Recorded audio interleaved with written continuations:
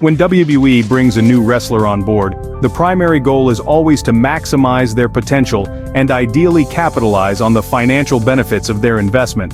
While some WWE signings turn out to be highly successful, with figures like Roman Reigns, Seth Rollins and Logan Paul surpassing expectations, there are instances where signings fail to live up to their potential. In some cases, the responsibility falls on the wrestler themselves, but at times it can be attributed to WWE's inability to book and present the wrestler effectively. Join us as we explore 10 of the most pointless WWE signings. At number 10 is Giant Silver. On the surface, it seemed like Giant Silver would be a promising addition to WWE. With his imposing size and presence, it appeared that Vince McMahon would likely push him as a main event star. However, things didn't pan out as expected. Despite joining the Oddities faction, his in-ring performance quickly revealed significant shortcomings. He struggled in matches, lacked confidence in physical engagements, and ultimately his time in WWE proved to be a disappointment. The company released him in 1999, rendering Silva's stint a complete and unfulfilling investment. At number 9 is Sin Cara. In February 2011, WWE held a press conference in Mexico City to announce the signing of Sin Cara.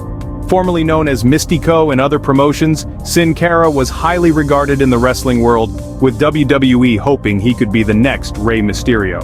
However, Sin Cara faced immediate challenges in adapting to the WWE style, resulting in numerous botches in his matches and a lack of connection with the audience.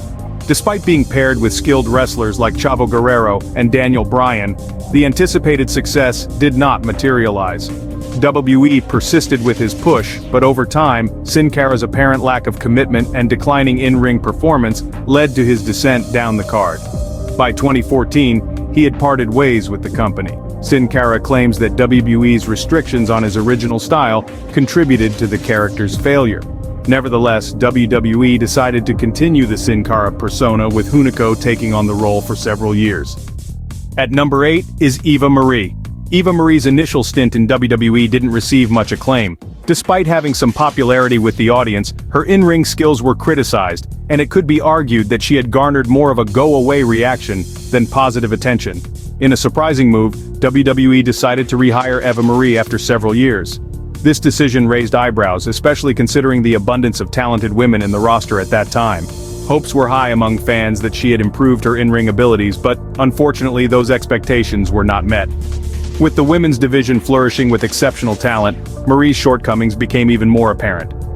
Her matches were widely criticized, including a SummerSlam bout with Alexa Bliss that ended up on numerous worst matches of 2021 lists. Ultimately, WWE released her once again, leaving many fans and observers questioning the rationale behind her second stint with the company. At number 7 is The Public Enemy. In 1999, WWE made the decision to bring in the well-known tag team, The Public Enemy, composed of Johnny Grunge and Rocco Rock. Despite their established reputation in the wrestling world, their stint in the company turned out to be a disappointment. The duo, having previously opted for WCW over WWE in the mid-90s, faced backstage issues and struggled to gain acceptance. Their brief tenure took a nosedive during a match with the APA, when, just before heading through the curtain, they decided to change the match finish. This bold move didn't sit well with anyone, particularly the APA, who essentially turned the match into an unscripted confrontation. Vince McMahon reportedly had a negative reaction to the Public Enemy's act of defiance, leading to their swift release from the company shortly after the incident. At number 6 is Scott Steiner. In 2002, WWE opted to bring back Scott Steiner, a renowned figure in pro wrestling known for his success as a singles star in WCW. With a reputation as one of the industry's biggest names, Steiner was poised for a return to the main event scene. WWE envisioned a lucrative feud between Steiner and Triple H on Raw. Unfortunately, the anticipated feud took a nosedive as Steiner's in-ring performance had significantly declined, resulting in matches that struggled to meet even a basic standard. The audience began expressing discontent, and Steiner, once set for back-to-back world title matches on pay-per-view, found himself conspicuously absent from WrestleMania 19. Post-WrestleMania, Steiner was relegated to the mid-card, where he remained until his departure from WWE the following year. At number 5 is Karma.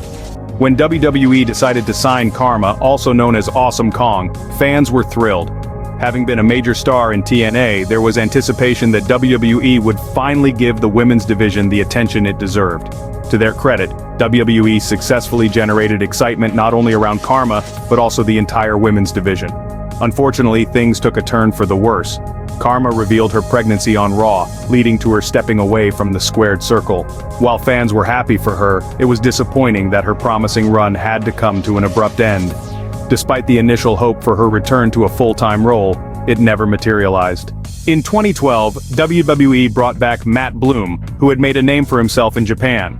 Rebranded as Lord Tensai, the company decided to downplay his previous personas like Albert and a Train, treating Tensai as a fresh character.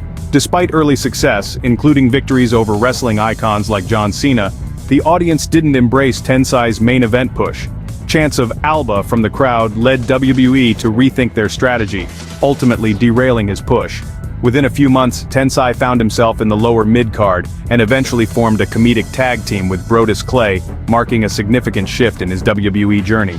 Cain Velasquez's venture into WWE faced significant challenges right from the start, marked by a critical misstep in his debut. Timing proved to be a crucial factor as his introduction followed Brock Lesnar's swift victory over Kofi Kingston for the WWE title.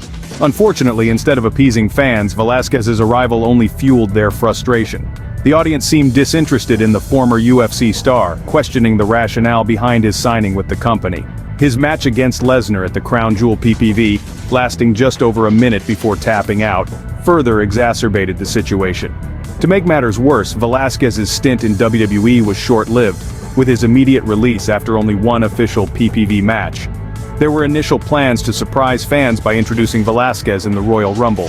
However, in an unexpected turn of events, Velasquez divulged WWE's intentions, forcing them to abandon the planned surprise. This sequence of events underscored the disconnect between WWE management and the fanbase, revealing a flawed assumption that Velasquez could become a top star in the company. At number 2 is Buff Bagwell. Despite having the potential to be a major player in WWE, faced a disappointing run after the acquisition of WCW in 2001. Despite being a sought-after talent, Bagwell's time in WWE didn't live up to expectations. His main event match with Booker T on Raw received a poor reception, and his confrontation with Shane Helms added to the negative perception. According to Jim Ross, Bagwell simply wasn't the right fit for WWE, and there were issues with his attitude and lifestyle. Bagwell reportedly thought highly of his own work, but Vince McMahon didn't share the same sentiment. Despite Ross delivering the news, he doesn't hold animosity towards Bagwell. The decision to part ways with Bagwell was influenced by factors such as his partying lifestyle, which WWE was looking to distance itself from at the time. Vince McMahon didn't see the financial potential in Bagwell that the wrestler saw in himself. At number 1 is Nathan Jones. Nathan Jones was handed every conceivable opportunity for success. Upon his debut, he found himself thrust into a storyline with The Undertaker, signaling WWE's high expectations for him. However, despite his imposing size, Jones struggled in the ring, relying more on his association with Taker than on his own charisma.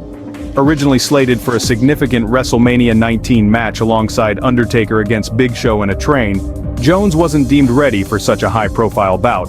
As a result, WWE opted for Undertaker to wrestle in a handicap match instead. Eventually, Jones grew disillusioned with the WWE lifestyle. During a tour of Australia, he made the decision to stay home and never return to the company. This move left WWE regretting the substantial resources they had invested in him.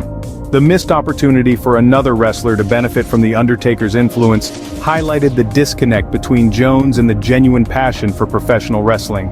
And there you have it, a rundown of 10 of the most feudal WWE signings. Feel free to subscribe, and share your thoughts in the comments below. And stay tuned for more wrestling content in the next installment.